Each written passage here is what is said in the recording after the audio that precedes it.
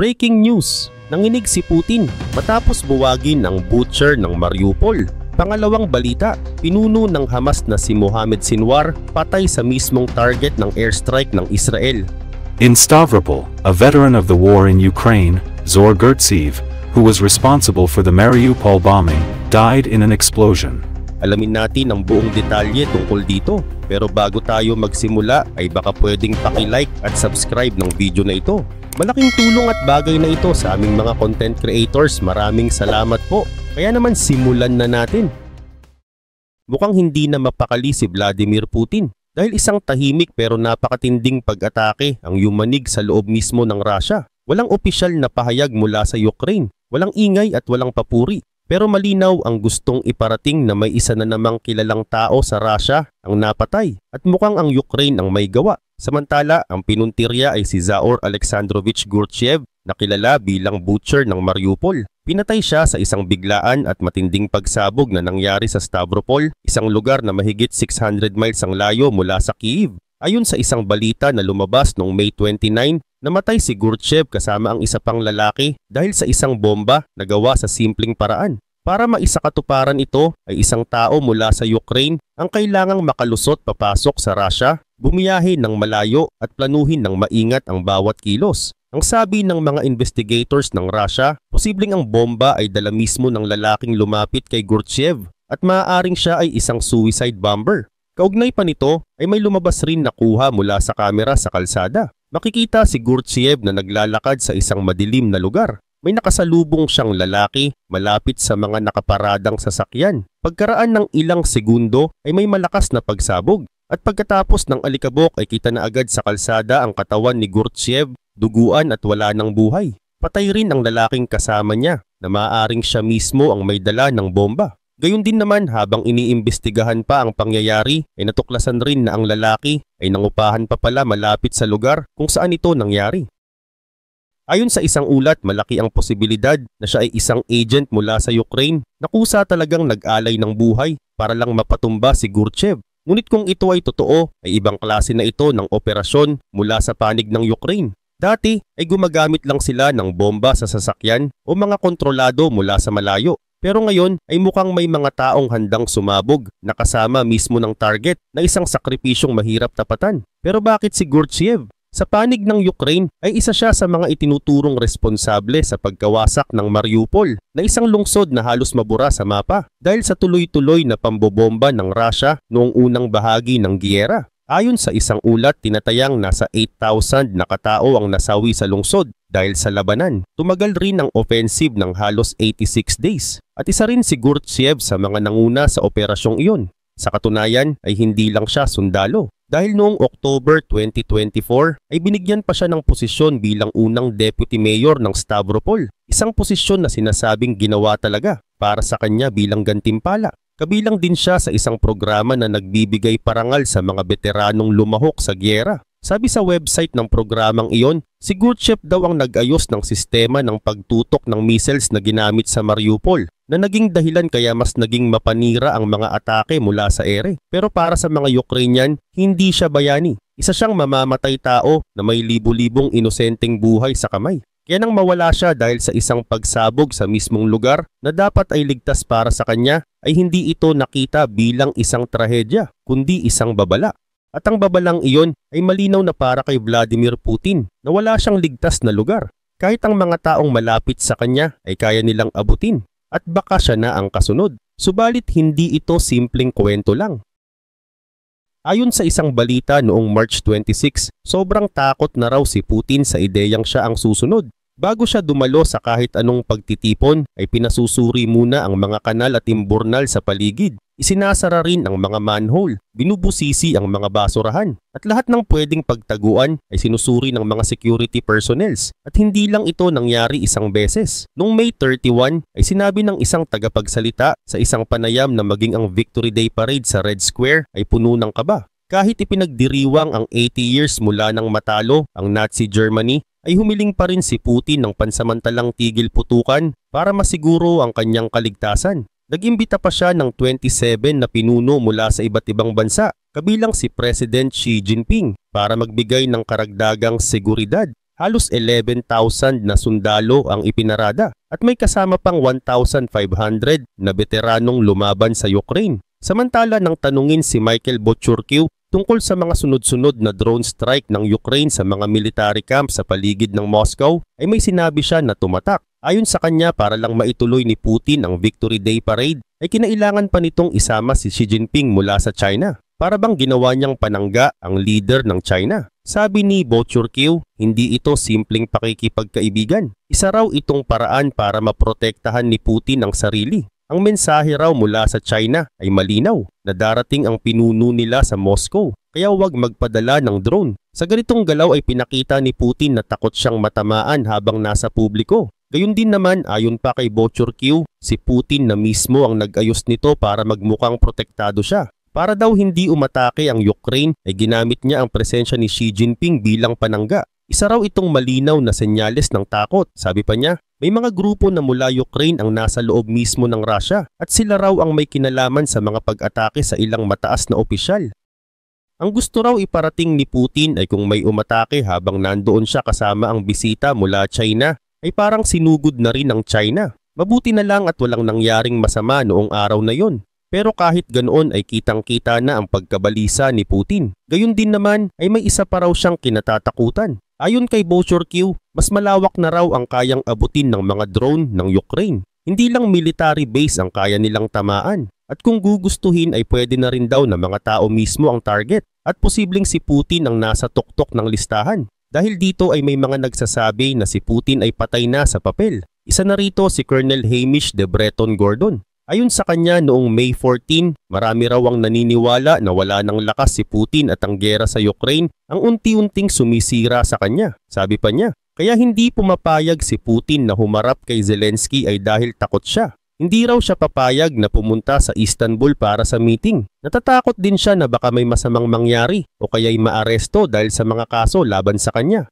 Dagdag pa ni Breton Gordon, malala na raw talaga ang sitwasyon sa Russia. Maging ang mga Amerikano raw ay parang handa ng tumigil sa pagsuporta. Para sa kanya, napansin na raw ni Trump na ginamit lang siya ni Putin. Ayon pa sa kanya, parang si Putin ay isang lumang pinuno na takot sa sariling anino. Para raw bumabalik na ang mga problema sa loob mismo ng bansa. May mga tao raw na hirap na sa pagkain. Hindi na raw nakakabili ng tinapay ang ilan dahil sa epekto ng giyera. Sa katunayan ay marami na ring Russians ang umalis ng bansa. Ayon kay Bochurkiw, may daan-daang libong Russians na nasa Thailand. Takot daw silang bumalik dahil baka madamay sila sa gulo. Sa ulat ng Time Magazine, tinatayang may 1.4 million Russians ang pumunta sa Thailand noong 2023. Marami sa kanila ay ayaw madala sa force service sa giyera. Pero para kay Bochurkiw ay may isa pang dahilan. Dahil takot din daw sila sa mga sunod-sunod na pag-atake sa loob mismo ng Russia.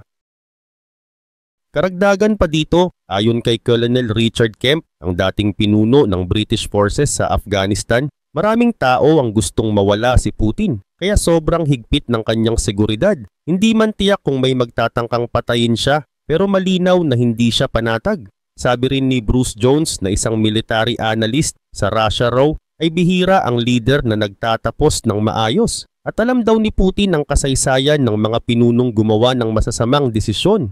Lahat ng mga komentong ito ay sinabi bago pa ang pagpatay kay Gorbachev. Kung paranoid na si Putin noon, ngayon ay mas matindi na. Baka nga iniisip niya na pati malalapit sa kanya ay pwedeng magtaksil. Posibleng umabot rin sa puntong ang dating kakampi ay magiging kalaban. Hindi natin alam ang buong katotohanan. Pero isang bagay ang malinaw, na si Putin ay natatakot. At ang pagkamatay ni Gorbachev ang naging dahilan para mas lalo siyang kabahan. Pero mas lumala pa ito nang may isa pang insidente at ito ang tangkang pagpatay sa kanya sa Kursk. Noong May 21 ay pumunta si Putin sa Kursk region. Ayon sa ilang ulat, tinamaan ng drone ang helicopter na sinasakyan niya. Hindi rin tiyak kung siya talaga ang target o nadamay lang. Pero kahit ano pa ang totoo ay malinaw na delikado na siya. Lumabas pa ang ulat mula sa The Moscow Times noong May 31. Ayon sa mga source nila, planado raw ang buong pangyayari sa Kursk. Hindi raw ito totoo dahil ito ay isang eksenang sinadya ng Kremlin para makuha ang simpatya ng tao. Kaugnay pa nito, sabi ng isang opisyal, gusto raw ipakita na si Putin ay isang pinuno na handang masaktan para sa bayan. Isang leader na may sakripisyo. Ang mga problema raw ng tao ay maliit kung ikukumpara sa pinapasan ng kanilang presidente. Patay na si Muhammad Sinwar, ang kapatid ni Yahya Sinwar na siyang leader ng Hamas at isa rin sa pinakakilalang leader ng kanilang militar. Isa siya sa mga itinuturing na pinakamapanganib na utak ng mga operasyon ng grupo. Napatay siya sa isang matinding airstrike na isinagawa ng Israel sa Khan Yunis. Ayon sa mga ulat, ang kanyang katawan ay natagpuan sa ilalim ng lupa, maingat na nakatago sa loob ng isang tunnel na malapit sa border ng Rafah. Pero hindi ito simpleng balita lang. Para sa maraming taga-subaybay ng labanan, ito ang naging isa sa mga pinaka-importanting sandali sa buong digmaan. Sa pagkamatay ni Muhammad Sinwar ay tuluyan ng nabuwag ang natitirang mataas na pamunuan ng Hamas sa loob ng Gaza. Unti-unti na ring humihina ang galaw ng grupo dahil wala na silang solidong liderato. Ang pagkilos na ito ay bahagi ng malawakang kampanya ng Israel na pinangalanang Gideon's Chariots. Isa itong malakihang military operation na may layuning wasakin ang buong estruktura ng Hamas. Isa rin sa mga pangunahing layunin nito ang pagsagip sa mga bihag na hawak pa rin ng grupo. At syempre, ang tuluyang pagwawakas sa banta ng terorismo na patuloy na lumalabas mula sa Gaza Strip. Sa kasalukuyan ay sabay-sabay na umaabot ang mga sundalong Israeli sa iba't ibang lugar sa Gaza. Patuloy rin ang airstrikes na halos walang tigil sa bawat oras ay may sumasabog at nasisira. Pinupuntirya ng mga ito ang mga natitirang kuta ng Hamas at mga lugar na pinaghihinalaang taguan ng kanilang mga tauhan. Samantala, sa gitna ng matinding putukan at pagsabog ay patuloy pa rin ang negosasyon para sa kaligtasan ng mga bihag. Ngunit habang humahaba ang operasyon ay lalong nawawala sa balanse ang Hamas at mas lalo silang naiipit sa lahat ng panig. Habang nagaganap ang lahat ng ito ay nasa mismong border ng Gaza ang ilang tagapag-ulat kasama ang mga sundalo upang masaksihan ang tunay na kalagayan sa lugar. Sa paligid nila ay makikita ang makakapal na usok na patuloy na tumataas mula sa mga lugar na tinamaan ng bomba. Sa himpapawid ay rinig ang tuloy-tuloy na ugong ng mga jet at drone na lumilipad para magbantay at magbigay ng suporta sa mga tropa sa lupa. Sa bawat kalsada ay makikita ang napakaraming sundalo kung saan lahat ay alerto at handa. Ayon sa mga ulat, karamihan sa mga sundalong naroon ay bahagi ng mga elite unit o mga bihasa na sa laban. Sila ang mga lumaban na rin sa Gaza, Lebanon, Syria at maging sa ilang bahagi ng West Bank. Ngayon ay naroon sila sa border ng Gaza, naghihintay ng confirmation para tuluyang pumasok at kuhanin ang buong lugar. Kaugnay pa nito ang pangalan ng operasyon ay hango sa kwento mula sa Biblia. Kay Gideon, isang pinunong pumili ng kakaunting mga mandirigma para labanan ang isang mas malakas na kalaban. Pero sa kasalukuyang kaganapan ay kabaligtaran ang nangyari. Sa halip na kaunti, napakaraming sundalo ang ipinadala ng Israel. Umabot sa mahigit 20,000 ang tinatayang kasali sa operasyon. Kasama na rito ang mga pinaka-advanced na military equipments, gaya ng mga tangking Merkava na ayon sa Israel ay sila mismo ang gumawa. Sinasabi nilang ito ang pinakamakapangyarihang tangke sa buong mundo. Bukod dito, dala rin nila ang pinakabagong teknolohiya upang mapadali ang kanilang operasyon. Ang operasyon ay hinati sa 3 yugto. Ang unang yugto ay ang sunod-sunod na pambobomba mula sa ere. Layunin nito ang sirain ang mga mahahalagang pasilidad ng Hamas gaya ng mga lagusan o tunnel system, command center at iba pang lugar na ginagamit nila para sa operasyon. Sa ganitong paraan ay mas mahihirapan na ang grupo na makapaglunsad ng kahit anong pagsalakay. Sa ikalawang yugto ay pinapalikas ang mga sibilyan. Naglabas ang militar ng mapa para turuan ng mga tao kung saang bahagi sila pwedeng lumipat ng ligtas. Ayon sa kanila, ang mga lugar na ginagamit ng Hamas ay hindi na dapat tirhan. May inilaan ding humanitarian zones para sa mga taong nangangailangan ng tulong. Ang ikatlong yugto naman ay ang pinakamapanganib, ang mismong paglusob sa lupa. Sa yugtong ito, planong tapusin ang natitirang puwersa ng Hamas sa pamamagitan ng direct combat at tuluyang iligtas ang mga bihag. Isa pa sa malaking strategy ng Israel ay hatiin ang Gaza sa 3 bahagi gamit ang military corridor. May daanan sa gitna na tinatawag na Mitzarim. Sa timog ay Morag at sa kahabaan ng border ng Egypt ay ang Philadelphia Corridor. Layunin nito na pigilan ang kalayaan ng Hamas na makalipat mula sa isang lugar patungo sa iba. Kung hindi sila makakapaglipat ng armas o tagubilin ay mas madali silang mapipigilan. Gamit din ang mga makabagong teknolohiya tulad ng facial recognition at biometrics ay tinutukoy nila ang mga kasapi ng Hamas. Kapag nakumpirma na miyembro ang isang tao, ito ay aarestuhin. Ang mga inosenteng sibilyan naman ay pinapalayo sa delikadong lugar para mapanatili ang kanilang kaligtasan. Samantala, sa mga nakaraang taon ay makilang beses nang pumasok at lumabas ang mga sundalo ng Israel sa Gaza. Mabilis ang galaw noon, sugod, laban at alis. Pero ngayon ay ibang-iba na. Sa bagong strategy, kapag may nakuha silang bahagi ng Gaza, ay hindi na nila ito bibitawan. Magtatayo sila ng mga permanenteng base, mga harang at ibang uri ng proteksyon upang siguraduhin hindi na muling masasakop ito ng Hamas. Ang mensahe nila ay malinaw. Hindi na ito pansamantalang kampanya kundi isang tuloy-tuloy at matatag na aksyon upang tapusin ang kaguluhan. Simple lang din ang hangarin ng Israel, wakasan ang kaguluhan, iligtas ang mga bihag at panatilihin ang katahimikan sa kanilang bayan. Para sa kanila, ito ay hindi lamang isang digmaan kundi isang laban para sa kinabukasan. Gusto nilang makitang ang Gaza ay isang lugar na wala ng takot at ang Israel ay isang bansa na hindi na kailangang mabuhay sa anino ng pag-atake. Sa kabila ng lahat ng ito, marami pa rin ang nananalangin para sa kapayapaan. Ngunit sa ngayon ang tanging siguradong bagay ay patuloy ang laban at hindi pa ito matatapos hanggat hindi naabot ang tunay na layunin. Gayun din naman sa gitna ng patuloy na kaguluhan sa Gaza ay mas lumalalim ang sugat na iniwan ng digmaan. Pero sa likod ng mga putok ng baril at pagsabog ay may isang mas malalim na dahilan kung bakit isinagawa ang Operation Gideon's Chariots, isang operasyon na ang layunin ay hindi lamang sirain ang armas ng kalaban, kundi buwagin ang sistemang pumipigil sa pag-asa ng mga taong matagal nang natatali sa takot at kaguluhan. Hindi ito isang simpleng hakbang. Hindi ito basta aksyon ng galit. Isa itong matagal na pinag-isipang plano na may layuning ayusin ang isang lugar na ilang taon nang binabalot ng gulo. Ayon sa mga sundalong nasa harap ng digmaan, hindi na raw akma na sabihing walang kinalaman ang mga sibilyan. Sa isang lugar na ginawang kuta ng mga terorista, halos lahat ng mamamayan ay nadadamay. Sabi nila, mas tama raw sabihing mas kaunti ang pagkakasangkot. Dahil sa realidad ng digmaan, kahit sinong nakatira sa lugar na yon ay pwedeng madamay. Hindi dahil gusto nila, kundi dahil wala silang takas. Kaya't ang hangarin ng Israel ay ihiwalay ang mga inosente mula sa mga may balak na manakit upang sila ay matulungan at maibalik sa maayos na pamumuhay. Pero hindi ito basta-basta. Maraming kailangang gawin. Alisin ang armas ng Hamas, pigilan ang pinagkukunan nila ng kita, tanggalin ang impluwensya nila sa mga tao, at hikayatin ang ibang bansa na tumulong para makuha ang mga bihag. Lahat ng ito ay hindi para sa kapakanan lang ng Israel, kundi para rin sa mga taga-Gaza na gustong mamuhay ng tahimik pero walang magawa sa kalagayan nila ngayon. Araw-araw ang mga sundalong Israeli ay humaharap sa panganib.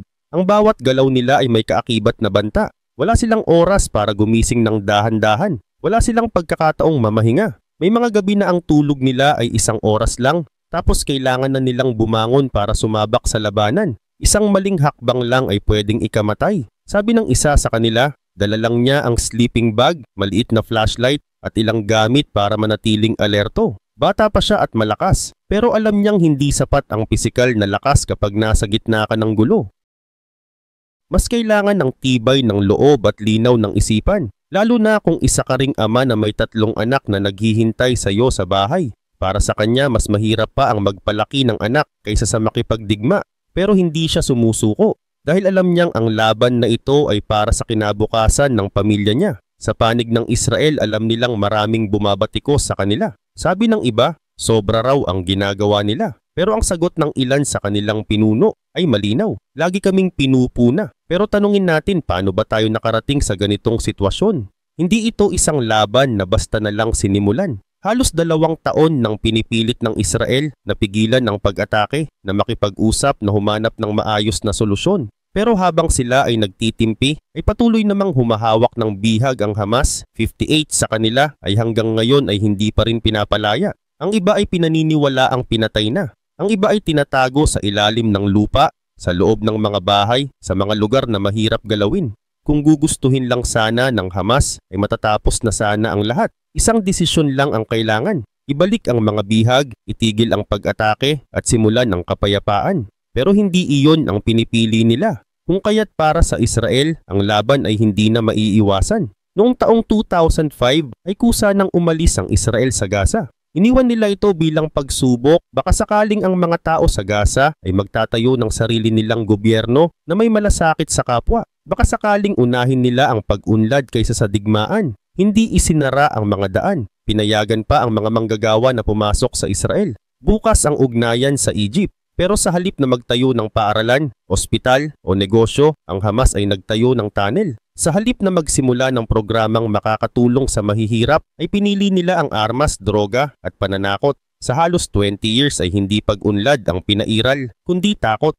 At ang nakakalungkot, hindi lang mga sundalo ang nabibiktima ng gulo. Ang araw-araw na biktima ay ang karaniwang mamamayan, ang mga bata, ang mga ina, ang matatanda, ang mga walang kinalaman sa digmaan pero apektado ng lahat ng nangyayari. Sila ang nawalan ng tirahan. Sila ang hindi makakain. Sila ang araw-araw na nabubuhay sa takot. At para sa Israel, ito ang dahilan kung bakit kailangang alisin sa pwesto ang mga taong nagpapatakbo ng Gaza gamit ang karahasan. Dagdag pa rito, ang Gideon's Chariots ay hindi isang operasyon ng galit. Isa itong hakbang ng paninindigan. Ayon sa mga namumuno, hanggat hindi na ibabalik ang kahit isa sa mga bihag, hanggat hindi natatapos ang dahas, ay may dahilan ng Israel para ipagpatuloy ang laban. Hindi para sirain ang lugar, kundi para bigyang laya ang mga taong matagal nang nakakulong sa takot. At kung iniisip mong wala kang magagawa, may isang bagay na napakahalaga, ito ang panalangin.